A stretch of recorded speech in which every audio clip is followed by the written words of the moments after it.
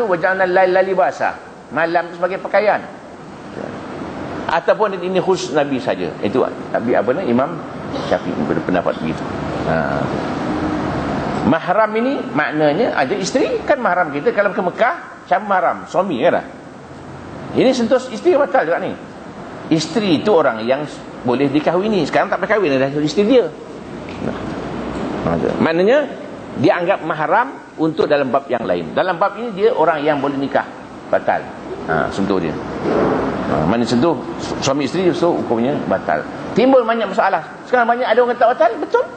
Pendapat itu betul dalam mazhab yang lain. Tak payah berkelahi, semudah ya. Maknanya kalau orang tuan dengar orang ceramah sentuh lelaki perempuan tidak batal. Betul. Dia manggang betul pendapat itu, tapi mazhab yang lain. Sudahlah. Kita berkelahi buat apa? Dia kata usali itu bid'ah. Betul lah menurut pendapat orang lain. Orang lain kata tidak bid'ah. Kan bukan mudah dalam Islam tu, mudah. Tak ada masalah.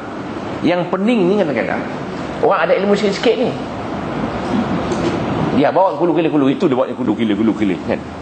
Macam umpamanya dia dengar satu ceramah orang lain, dia dengar Maimun tu maknanya beruk. Dia bawa jalan beruk.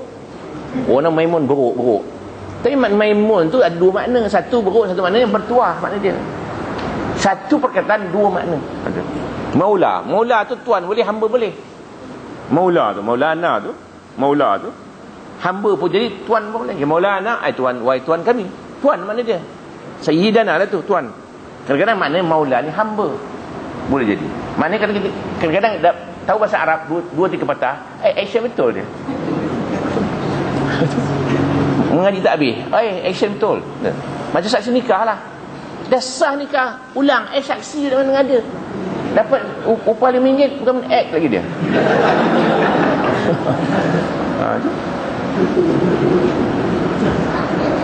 Boleh. Menyentuh kemaluan hadapan dengan perut tapak tangan termasuk perut anak jari dengan tidak berlapik. Makna menyentuh itu sama ada tapak tangan dan tapak tangan. Tak kira orang tua kepada budak sama. Tapi menyentuh kemaluan anak Adam. Maknanya menyentuh kemaluan binatang tak. Kan tak ada kerja lah tu.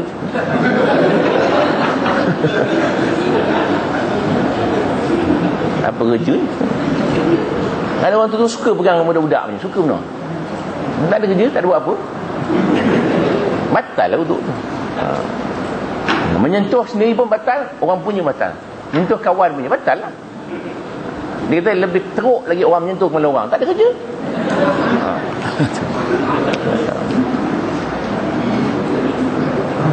Makna tapak tangan ni yang nampak ni yang di sini tak sentuh ke belakang, tak tump gitu, tak ada. Atau tengah ni dia yang depannya ni semua ni, tu tapak tangan tu maknanya. Menyentuh kawasan dubur dengan tidak berlapik batal. Makan lagi unta ni mazhab Hambali sebenarnya. Potong. Nanti orang kata ini Syafi'i sebut dua ni. Dia sebut mazhab Syafi'i tadi. Syafi'i tak batal. Hambali batal.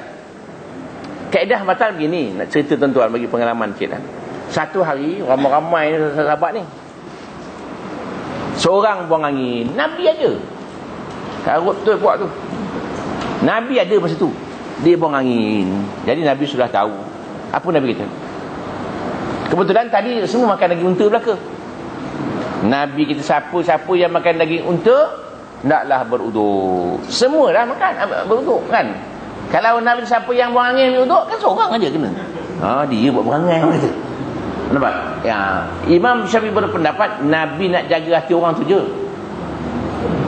Kalau Nabi sebut siapa yang buang angin ambil uduk, kan orang tahu. Kan cerita kau naik taksi kan, tahu cerita kan. Jadi naik taksi 4 orang, turun seorang bayar. Seorang tak bayar. Siapa pula yang tak bayar ni? Siapa yang buang angin tadi dah bayar? Saya dah bayar dah kata. Kan tahu. Pandai orang taksi tu. Begitu Nabi tadi. Nabi ni untuk nak jaga psikologi orang. Kalau Nabi siapa yang buang angin ambil uduk, seorang je pergi. Dia buat perangai. Maka Nabi siapa makan daging unta, hendaklah ia beruduk. Maka mazhab Hambali berpendapat bahawa makan daging unta hukumnya batal. Syafi'i kata tak, Nabi tu bukan Nabi pasal makan unta, pasal Nabi nak jaga hati orang. Itu ulama buat kajian tu. Mana hebatnya ulama, kita tak boleh nak kata ulama, tak boleh. Pasal mereka mengkaji sedalam-dalam satu-satu perkara. Tu. Macam Nabi kata, apa dia seorang sahabat bertanya, ya, so kami ni naik kapal laut, pergi berjalan sampai tengah laut, kami pun batal wuduk. Kami kalau berwuduk dengan air yang kami bawa, habis lah. Tak minumlah kami dengan air sejuk ni. Boleh tak kami berwuduk dengan laut? Nabi kata, airnya pun bersih, binatangnya pun halal. Mengapa Nabi tak jawab ya? Kata Rasulullah, kami naik kapal laut, bawa air sikit. Kalau kami minum air, berwuduk dengan air yang kami bawa tadi, habislah, tak minumlah kami. Boleh tak kami berwuduk dengan air laut? Nabi tak jawab ya. Nabi kata airnya bagus, airnya bersih, bangkainya boleh dimakan. Kalau Nabi jawab ya, bermakna darurat saja boleh ambil wuduk air laut. Tapi Nabi jawab panjang, air memang bagus, bangkainya pun boleh makan. Maknanya ikan dan benda pun laut boleh makan saja, tidak mudarat. Begitu. Sebabnya semua binatang laut boleh makan, melainkan binatang-binatang yang dua negara. Buaya umpamanya, ular dua negara, kan? Tak payah makanlah, pasal tak tahu laut ke dia, darat ke dia. Begitu. Begitulah dia jawab begitu. Ya. Maka potong lagi unta tu.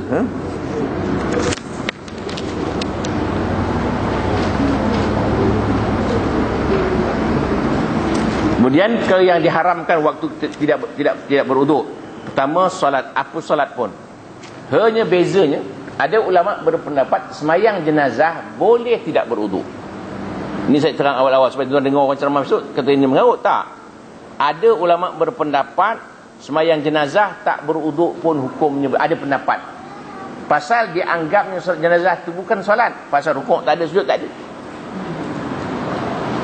Dia berdoa saja, jadi berdoa saja. Tapi banyak yang berpendapat boleh semayang, mesti berwuduk kalau tak ada wuduk. Mesti berwuduk kena ada semayang jenazah. Manakala ada orang yang semayang tak ada wuduk pun hukumnya harus dalam pendapat yang lain. Jadi tuan-tuan buka sikit fikiran, dan kita rasa tak betul. Umpamanya begitu ke? Orang pergi Mekah kan tak tawaf wida. Banyak orang tak tawaf wida. Tawaf wida tu mazhab Syafi'i hukumnya wajib. Ada mazhab mengatakan hukumnya sunat. Kalau orang tak tawaf tu diam je lah, ikut. Jadi mudah, tak susah. Jangan berkelahi. Yang kedua, tawaf tak boleh. Tak sunat ke, tak wida ke, tak boleh tawaf kalau tak ada. Pasal tawaf itu ialah seperti solat juga. Hanya bezanya, tawaf itu boleh bercakap, sembahyang tak bercakap. Tapi makruh lah cakap itu je. Susah lah cakap dalam tawaf tu. Tapi dalam sembahyang tak cakap langsung. Itu sebabnya kalau orang kita minta Assalamualaikum, nak macam mana? Jawab Subhanallah. Tapi niat untuk berzikir. Dengan syarat orang yang Assalamualaikum tahu hukumnya.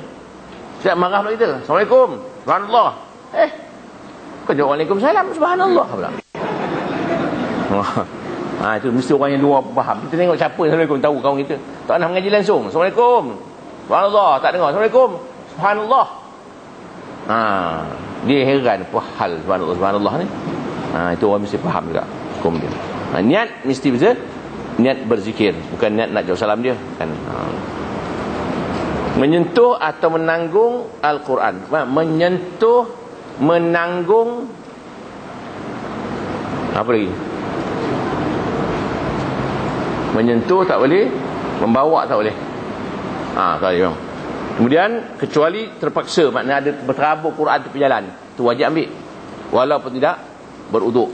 Walaupun tidak berwuduk kena ambil. Itu dia. Jadi maknanya wuduk tak ada, baca boleh, pegang tak boleh, menanggung bawa dalam beg pun tak boleh. Tetapi kalau Al-Quran itu menumpang kitab lain, boleh. Kita niat bawa dia, niat bawa yang lain, Quran menumpang, walaupun jarum sebatang pun hukum boleh. Niat kita bawa jarum bukan buat dia menumpang, hukumnya boleh. Itu kaedah dia. Ya, mazhab lain boleh. Pasal la yamassu ilal mutahharun tu dia kata itu bukan Quran ni, Quran yang langit tu. Best.